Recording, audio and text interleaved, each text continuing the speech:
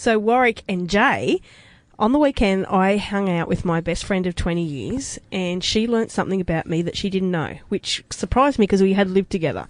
And that is that I like to eat raw potato. Ugh. So isn't that like bad for you or something? It is. It's really bad for your guts, apparently. But you do it anyway. Yeah, it's just really nice. But anyway, so what's one thing that your best friend wouldn't know about you?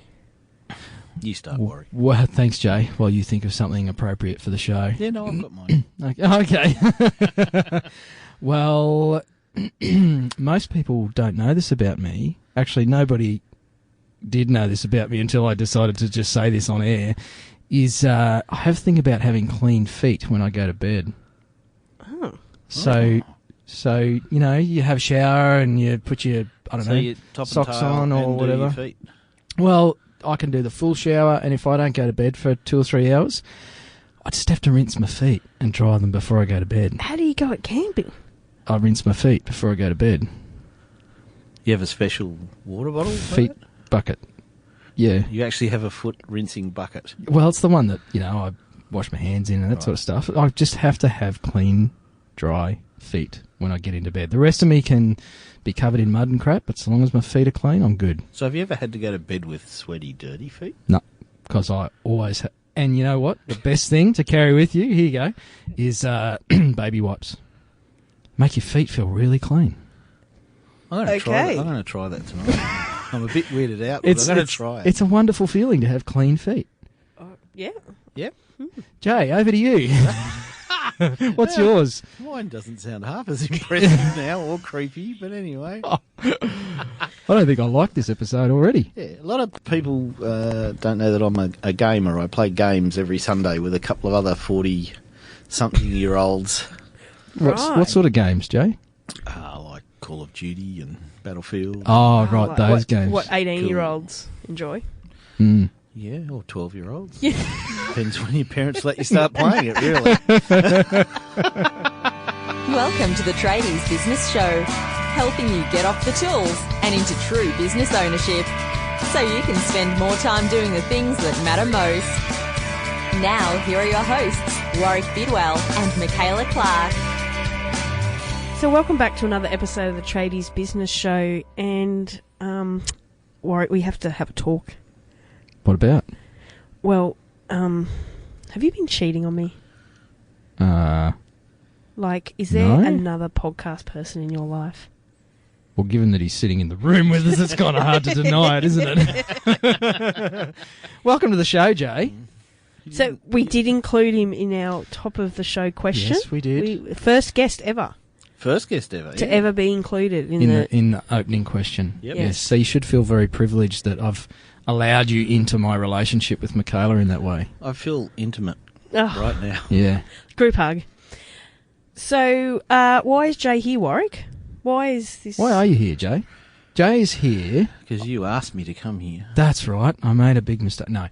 So, Jay is here to talk about, well, a whole lot of stuff. One is the podcast that Jay and I are doing together, which will... You're doing a podcast without me? Oh, yeah. Well, it won't be nearly as good. Is that now out? Obviously not. Yeah, of course not. So Jay and I are doing a podcast together, and it's got nothing to do with business, and yet everything to do with business and a whole bunch of other stuff. And we're going to try and get Jay to talk about himself and tell us how amazing he is, and also how unique he is as well. In this episode of the Tradies Business Show, in case you weren't sure which podcast you'd tuned into today, but Jay and I talk about. We talk about spirituality and personal responsibility and having a kid with a disability, and all those words ended in E. Yes. Abidity. They're like descriptive words or something. Anyway. Should you give them the name of the podcast? Well, I was going to get to that. Thanks, Jay. He's building it up, building suspense. Oh, sorry. Yeah, see. I'm a relatively new podcaster. Yeah, we gathered that. Yeah. We'll take you under our wing, young one. Yes, and it'd be good if you stayed a bit close to the microphone too. Sorry. Okay. Thanks. So, so I'm chaperoning Jay in our podcast called Throw Buddha on the Barbie. And basically it's an obtuse reference to chucking a bit of woo-woo stuff on the Barbie in a good old Aussie way, grilling it up, having a chat about it, and stripping away all of the BS, I guess, around some of those principles and helping average punters get their head around how that could show up in their life and perhaps make their life a little better or something like that. Jay, how'd that go, mate? Just be aware of things around them. Yep. Could do that too. Being comfortable with issues that they may not feel comfortable about. Yes, well, we all could do a bit of work around that. So Jay's here today, listeners, to not just talk about my other podcast, Michaela. So I won't rub your face in my little sordid affair that I'm having. Here, it's like in my bedroom or something. Well, we do use this same equipment to record our podcast. Anyway, moving on. Just a reminder, Jay, the Tradies Business Show does not have an explicit rating. Oh, that's right. Yep, sorry. Be good. So we use fairly, businessy language for our tradie listeners. We're professionals. I'll remain as professional as I can be. Yes, I'm sure you'll work very hard at that. But, mate, before I babble on with a whole lot more crap, please tell our listeners a bit more about you, your background, and how you came to be doing what you're doing, and then we'll rip into some questions about today's topic. Okay, they really want me to tell you about all the weird stuff I've done in the past. But how do I get to where I am now was probably just being born a bit weird in the first place. But no, I was born in good old Dubbo, 2830 back in the day. Hey, that explains a lot already. G'day to all the listeners in Dubbo. Yeah. So, and then basically grew up in Sydney, fairly normal existence.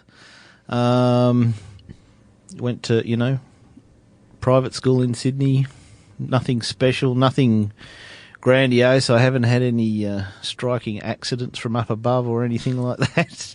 But I came out with I've done quite a few jobs in my time, including tradies jobs and stuff like that. But I was also leaning more towards caring, so I did a lot of caring for the aged and disabled from a very early age, and have a degree in communications. But I also, when I went to university, started studying some very strange things, which you don't think you'll find at university. Oh, this is good stuff. Oh, it's not all that bad. But, I started out doing a little course in shiatsu massage back in, so what was that, 1992, I think it was. And it was just from other university lecturers and everything like that had a bit of a slight bent. And then I was introduced to people that read those really weird Nexus magazines and stuff like that and talked about some pretty weird... I was going to say shit then, but I better not. Well, you just did. No, I know. And that's okay. You can say the S word. You're going to beat me out, aren't you? Oh, I can say the S word. You can say the right. S word. So, look, just started down this path of being around some really weird people that read some really weird stuff that wasn't quite your regular sort of thing. And then I started studying things like Reiki and became a Reiki master. I have a 2-year diploma, or they used to call it a degree in parapsychology. So basically meditated every day for 2 years. And where do you study to get a degree in parapsychology? Oh, it's quite regular these days in Australia. You can study a whole range of different weird and wonderful things. Is that where all our politicians go to get their pieces of paper? Oh, is that a good dad joke? I thought we had a rule about politics. It was just a dad joke on this show, mate. Oh, okay. See, we don't have any rules on this show about politics and nutrition because we don't talk about it, so it doesn't matter. There you go. Okay, so sorry, and just studied hypnotherapy, clinical hypnotherapy. Oh, can you make work? Chook like a chicken or something. Chook like a chicken. Or be Elvis. He'd already reached that on his own by the time. So yeah, and just some really. I remember. I've got a story to tell you because I have a mate who's a tradie. He's a fencer. He's been a fencer for years. Lovely guy, really hard worker. And I remember I went down to Sydney to study this crystal gazing weekend, right? As you do. So you start this weekend out by staring into water. That's how you started out. there's a whole process to this, you know, that they're teaching through the thing. So you're sitting there and you've got to stare at water for hours and everything like that. And I was staying at a friend's place down in Sydney. And anyway, I came home after the first day and we're sort of having a few beers around the barbecue. And he goes, "So what are you doing down here?" And I said, "Oh, I'm doing this crystal gazing workshop." And he's going, "What?" I said, "You know, crystal gazing." And he's going, "No." He goes, "What do you mean crystal gazing?" I said, "Crystal balls, you know, it's like you learn how to look into crystal balls and do this and do that." And he's going, "Well, what do you do?" I said, "Well, we're down at the Balmain foreshore looking into water." And he said, "What, you've been looking into water all day?" I said, "Yes, I have." And he said, "How much have you paid for this course?" And I said, "Oh, no, it's like $300 or something like that." He goes, "You pay me $50, I'll let you stare into the water as much as you want." But, yeah.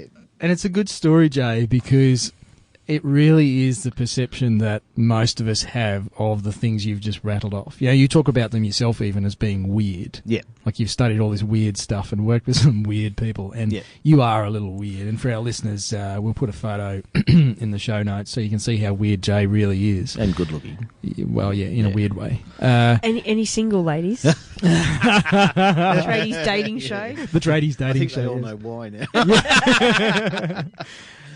But I think that's part of, and it's certainly part of what I would like to shift with Throw Butter on the Barbie podcast, is this notion that this weird stuff is only for weird people. Because it really does apply to all of us. Yep. Yes or no? Yes. Great. So... Hang on. So can you see the future in a crystal ball? I've got to ask. You're stuck on that, are you? All I said was I trained. You didn't say you passed. I never said I was competent and or I passed. I do have a crystal ball at home. Oh, yes. I'm sure you stare into it That occasionally. would be a good podcast episode. Yeah, let's get the crystal ball in here and see what we see in it. Just a reflection of Jay, the weird man. Just water. All right, so back on track. This is the Tradies Business Show. Thank you for tuning in. We're talking with you today, with Jay today. Jay today. That's a good name for a show, mate. But what I want to talk with you about, mate, is how does all this apply to relationships with people? And in particular for our tradie listeners, one of the areas that we see them, I guess, challenged by and perhaps scared of is employing people, leading people, managing people, all of that human communication and understanding stuff that really seems to trip so many business owners up. Yep. And that's an area that I know you do some work in these days in, I guess, more of a corporate setting. Yes. We better tell them about my corporate gig. Share a bit of that with our listeners, mate. Well, I'm Director of Performance and Capabilities at a company called BillPro at the moment, so I help all the staff communicate. Both personally and internally, and I'm there for everyone within the business. That anyone has a problem, they come and see me. So is that like on-site counsellor, Yeah, mediator? you'd really call it professional supervision. Professional supervision. Yeah, It's a good which name for it. a lot of counsellors would probably balk at, or psychologists or something like that. But it's really offering... I work without the management structure. I don't work in it at all. So I can work with the secretary through to the CEO, and the same boundaries are there. Yep. Do you know what I mean? There's no judgment on who they are or what they're doing. It's just if they've got a gripe or they've got an issue with work or they want to do something, I can either help them communicate with themselves or help them communicate with others in the business. I think that's a pretty good perk, better than, I don't know, fruit box in the lunchroom. Fruit box in the lunchroom. having Jay on demand. Yes. Oh, that's an amazing perk. Jay will tell you. So that's what I think I would like you to help our listeners understand today, Jay, is some of the weird stuff you've done. How can our tradies take some of those principles, or maybe just some tidbits out of that, and get some better understanding about how the bloody hell do they get their staff to do what they're supposed to? Because that's a big complaint that I hear from the clients that I work with as their tradies business wingman these days. How do they get people to do what they want? Wow. big question. In 20 minutes or less. In 20 minutes or less. Yeah. Go. Really, and you know I'm going to say this, is bringing it back to the person that's asking the question.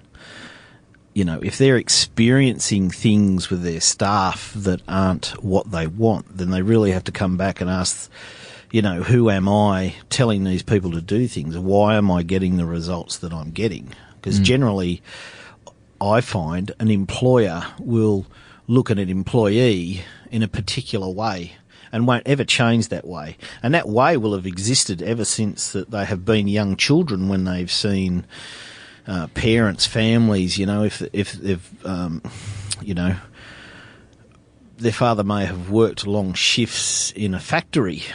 So they may seen him come home and gripe and complain about the work hours and, you know, unions and this and that and the other. So that builds up their experience of what work is. Another child has a father that's, like personally for me, myself, my father started an agricultural advertising agency in Sydney many years ago, which was very niche. No one really did that sort of thing. So he was taking a big risk. But he worked very long hours for that thing to happen and made it happen and turned it into a business and everything like that. So I saw him as a businessman going through all those things that relate to having a business, because he was very committed to the business and to providing for his family and so forth. So you've got to look, if you're looking and you've got trouble with your staff, you really have to step back and have a good look at yourself first. And if you're still getting the same questions and answers, you're not having a good look at yourself. So how do you have a good look at yourself? Like, because people say that you need to have a look at yourself, but how do you actually do that? Like, well, I mean, you could either do it by, you know, if you've got any colleagues or friends that you work with that you usually talk to about business with and gripe about business with and everything like that, you could really go up to them and say, you know, I'm having a problem with the staff. Every time I employ a staff member, I'm getting this result. Why do you think that is? So you could bounce it off someone and, you know, say, give me an honest opinion, even if that person works for you. Just say, let's be open. Yep. These are the results we're getting of our staff. Why are we getting these results? And you might get those answers there. But it's also being ready to accept and listen to those answers that are coming back. Yeah. Yeah. Definitely. So how I like to explain this to people is through a very old poem, which is about 800 years old, which is Fairly from old. from the Vedic scriptures, and it's called Indra's net. And how that was described was Indra is a god that threw a net over the universe. Now, this net is full of lines of time and space. So wherever those lines of time and space connect is a crystal bead. And where that crystal bead connects, you will see that the entire universe reflects off that bead.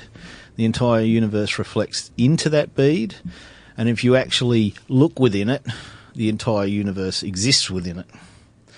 So that reflection is what you're getting out of your work, your relationships with your staff, etc. So it's all about a web of relationships is what your life is about. Right, because I think as you were describing Indra's net, I suspect some people were just like, what? What the? Shaking their head and trying to picture that. So we might try and find an image of that and put in the show notes for today's episode, just so you can get the visual of what Jay's describing there. But yeah, it is that, you know, fishing net where at each intersection there's, you know, this multifaceted thing that reflects everything back within everything else. Yeah. So web of relationships and communication is based upon you as that crystal bead. Right. So what you're reflecting out is what you get back. Ooh. Which is commonly taught by life coaches and business coaches and performance and capabilities directors like yourself. But how do I shift that? So, because often, and I know a lot of our listeners probably have more awareness around this because they are on a path of self-development, even if it is from a seemingly business angle where I want to improve my marketing, I want to improve my leadership, and a lot of business owners are aware that they need to do those things to get different results. Yep. But are there some simple things on maybe a daily basis that I can do in my interactions with my staff or with myself, because apparently it's all about me. It's all about You're Moi. going to get me started. Well, let's start the motor, mate. Well, I don't know what depth of self-improvement that your business owners out there go to, but you can start with meditation for one, a short little routine every day to start changing things differently.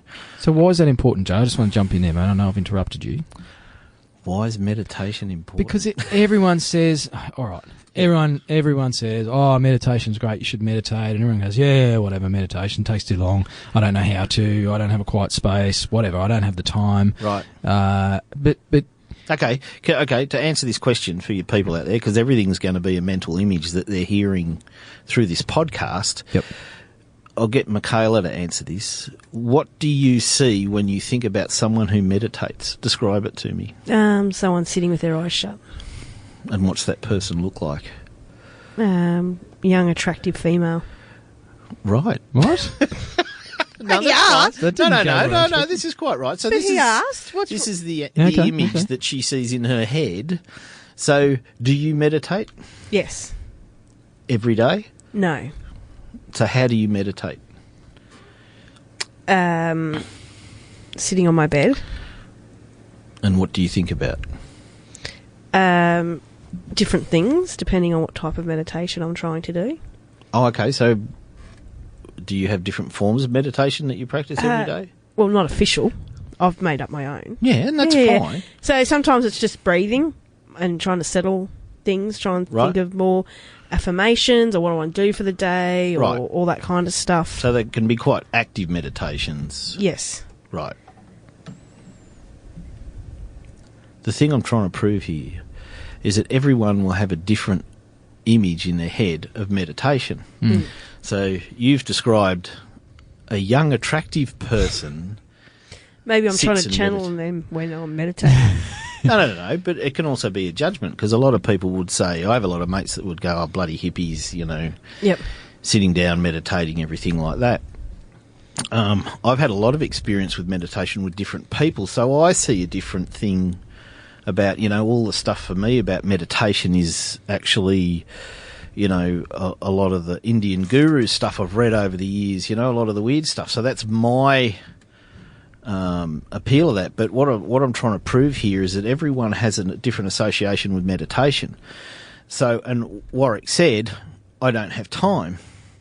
So a lot of people walk around going, well, I have to meditate for an hour every day. Mm-hmm. That's how I look at meditation. That's what I've seen, read, everything like that, is that how you get the best meditation is out of an hour every day. And they go, right, I can't do that. I don't have the time to do it. But it's the biggest load of bull on the planet for that to be assumed, because a meditation can be 5 minutes. So I've just started meditating. Right. So I'm very new to this world. And mine's like about 5 minutes. Yep. And I absolutely have a different day if I have not meditated beforehand. Right. I know I do. So if I haven't set my day up to meditate and do it, I know I won't have as good of day internally as I would have if I'd done it. Yeah. So, but I only do 5 to 7 minutes. 7 minutes is my record. Right. Because the kids bang on the door or whatever. But I really try and make an effort to just do some quiet thinking, even if it's what you want to call it. Oh, look, Tony Robbins is a good example. He calls it priming. He, I think, basically said in a recent Tim Ferriss interview that, he can't meditate. He doesn't like the concept of meditation.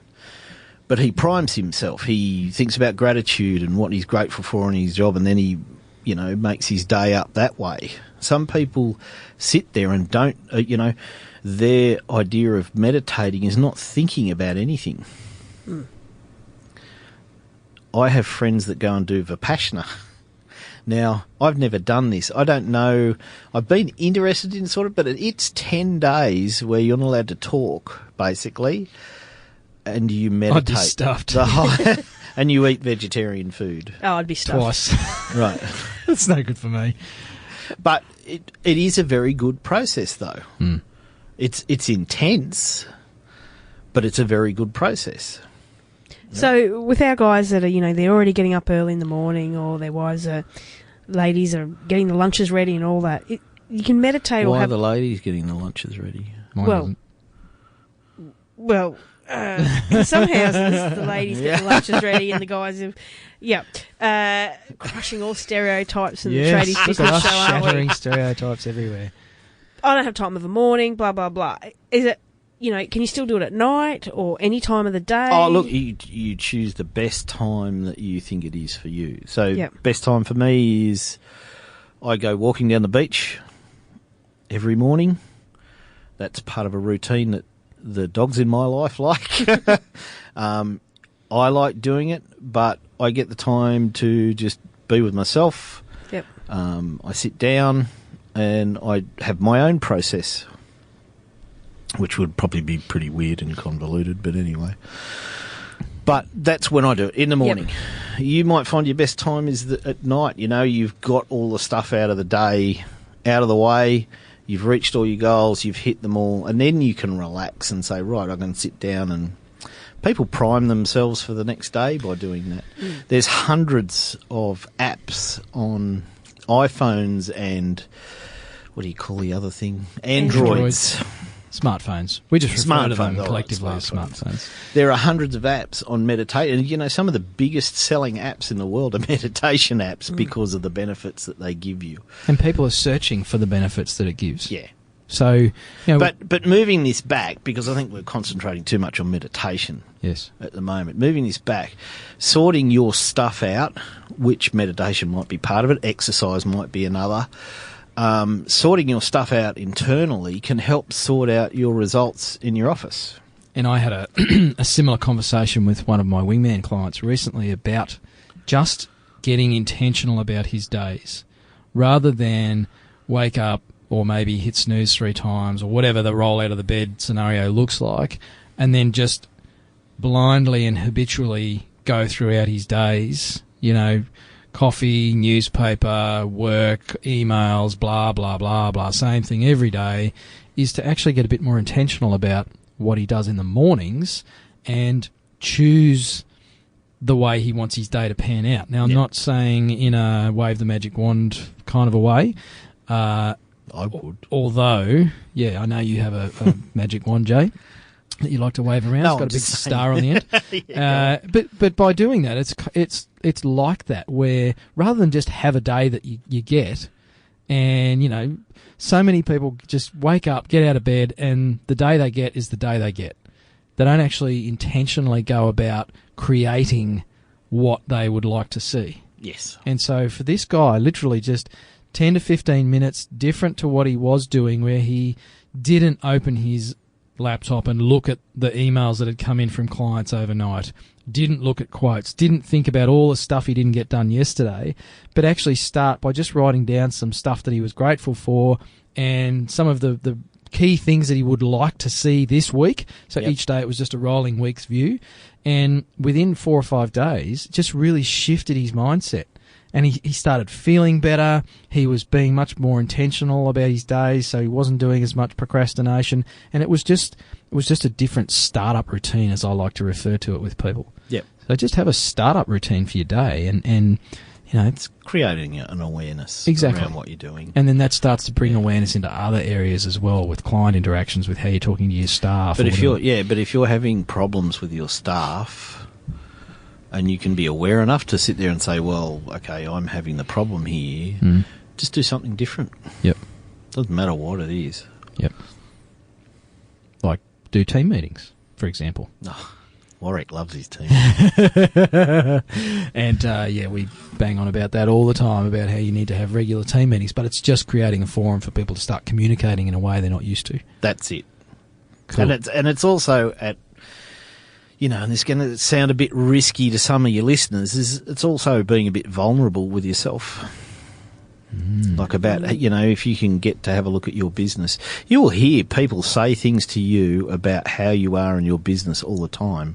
You generally ignore them because you think you're generally better than that. Yep. But it's those reflections that come back to you. Is just like have a listen and go, oh, okay, well maybe I am a bit hard-headed, or I am a bit this, or I am a bit that, but I get results at this and I get results at that, Yep. And it's a common thing for our listeners is those blue collar industries. The communication culture is one of aggression and forcefulness and those sorts of things. The way. Well, I've done some work in tradie areas a lot of my life. I find tradies quite genuine people. I don't always find them aggressive, but I suppose I'm not really that aggressive. Yeah, you're a bit bigger than most tradies, Well, mate, so they're probably not willing to talk to you in that way. What are you, 6 foot? 6'2"? 6 foot. 6 foot, okay. So I don't have that same experience, mate, because I'm almost 5'7". But the thing that I've observed, at least, is the way to talk to the apprentice is pretty unsavoury. And the way to deal with someone who's made a mistake on site is not normally approached in a, okay, Bob, look, I need to have a chat to you, mate. Can we just sit and quickly talk through what happened with this particular area of the build? Yeah. There's lots of... But you're quite right. Yeah, but even if as a start, and I'm not saying that this is right, if you catch yourself going off at the apprentice or, your lead, your team leader or whatever, you catch yourself going off, it pays you if you sit there and go, oh, right, that's what Warwick and Jay and Michaela were talking about on the podcast the other day. If you then go back and say, right, I want to change what I'm doing there. Sorry about how I just said that, but, what's the best result we can get out of this? Just even doing that will get you the result you want to, but you got to pull your head in a bit. So really it's about having a look at self, and I know we say that a bit, but there's a process, or there's some tools to be able to do that, is what you're saying. Yep. Yeah, but it's like in a business. I'm sure you deal with people that need accounting advice, and they're good at this particular part of the business, but they're not so great at that one sort of thing. So, and they have the awareness to say, all right, well, there's the tools and the people out there that can help me get these things done. But they just need to remember that there's also some weird people like myself and others and weird point of views that can help you get things done as well, because they're very much out of the mainstream. They're out of your work structure. So they work really well in that sense as well. Bit of a pattern break, as NLP practitioners talk about. Yeah. So something else I'd like to raise, just cutting Mikhail off again, is, and look, there are a million things we could talk with Jay about today, listeners, and we could go off on all sorts of tangents, and if you'd like to hear Jay and I go off on tangents, which we can do. We tend to do, go and check out Throw Buddha on the Barbie. But, mate, I want to talk about, we're sort of saying we need to have a look at ourselves.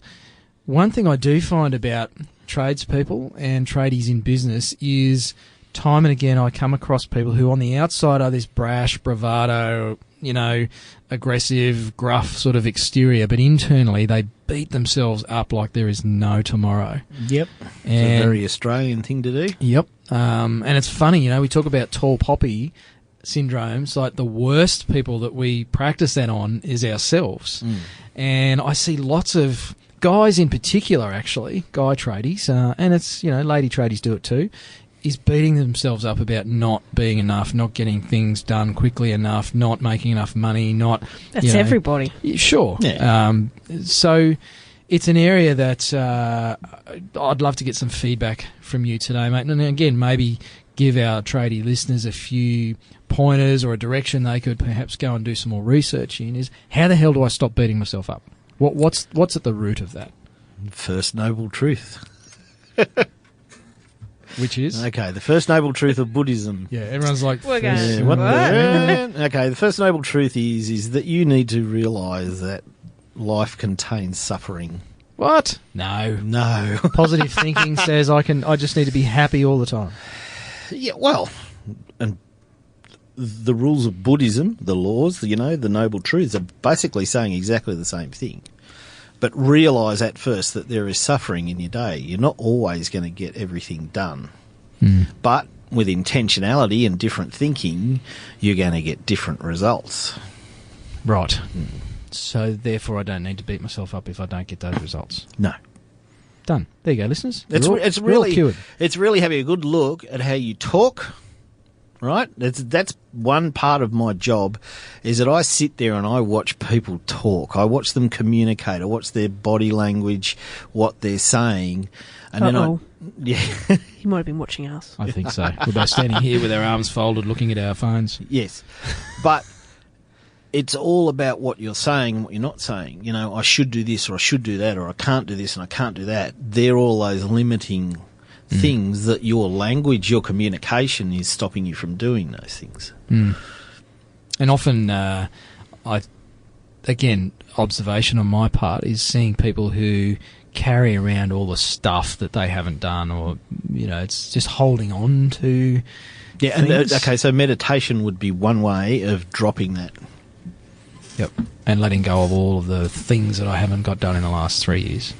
And the money basically. I didn't make, and the mistakes I made, and the, contracts that fell over, and all that stuff that I carry around with me every day. There's an old, now I think, to get this right, there's an old Zen Buddhist monk story about two monks that were travelling from one precinct to another. And they were travelling through this little town, and it was pissing down with rain. I hope that's not too acceptable. It's really bucketing down with rain. In the middle of this little village with a dirt road is, this big puddle, and these two Buddhist monks are walking along, and one of them notices this beautiful lady in a kimono standing off to one side, who's wanting to get over to the other side, and you could see she was distressed, and went over and he said, can I help you get across? She's like, yeah, and he picks her up and he walks over and he puts her on the other side so she doesn't go through this big puddle. He's all dirty and everything at that stage. And then he joins his fellow monk and they start walking again out of the town. Now, his fellow monk has seen this and it's made him really angry, because they've got really strict orders about touching women, being around women, doing all that sort of thing. So for hours, his fellow monk is really angry in his mind, and he's getting really, really pent up and angry. And anyway, they stop for a short break somewhere, and the other monk just turns around and goes, right, you're going to get it. And he starts getting really angry and shouting at this guy. And he's going, what are you talking about? And he's going, the woman back there in the village, you picked her up, you touched her. And he goes, oh, right, yeah, well, I put her down in the village. Have you done the same?